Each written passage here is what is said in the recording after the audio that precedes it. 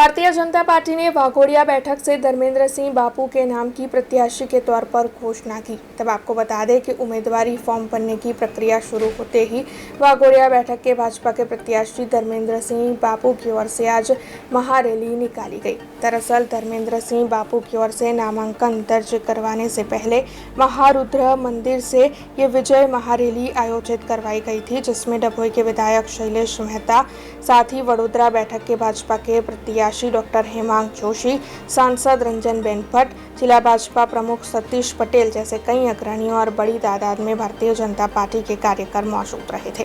आ वखते संकल्प लीधो छे कि अब के बार 1.5 लाख के पार ए एमनो संकल्प छे। दादाना चरणों बधाए प्रार्थना करी छे अने मने विश्वास छे कि आ एमनो जे संकल्प छे ए पूरो थशे। एवुं कई मारी दादाभामा छे। जी चौक्कस आपड़ा वाघोडिया विस्तारना पूर्व धारासभ्य एक लड़ायक समाजसेवक एवं धर्मेंद्रसिंह वाघेलाजीનું આજે ભારતીય જનતા પાર્ટીના ઉમેદવાર તરીકે વિધિવત ફોર્મ ભરવાનું હોય ત્યારે આજે સવારથી જ પહેલાં વ્યાસેશ્વર મહાદેવ એમના કુલદેવી વાઘેશ્વરી માતાજીના દર્શનાર્થે અમે ગયા અને ત્યારબાદ અહીંયા મહારુદ્ર મહાદેવના દર્શન કરી જંગી સંખ્યામાં કાર્યકર્તાઓ સાથે મળી એક કેસરિયા વાતાવરણમાં અમે હવે કચેરી જઈ અને વિધિવત રીતે વિજય મુહૂર્તમાં ફોર્મ ભરવાની કાર્યવાહી પૂર્ણ કરીશું। हमसे जुड़े रहने के लिए हमारे YouTube चैनल को सब्सक्राइब करें और नई वीडियो की नोटिफिकेशन के लिए बेल आइकॉन को दबाएं।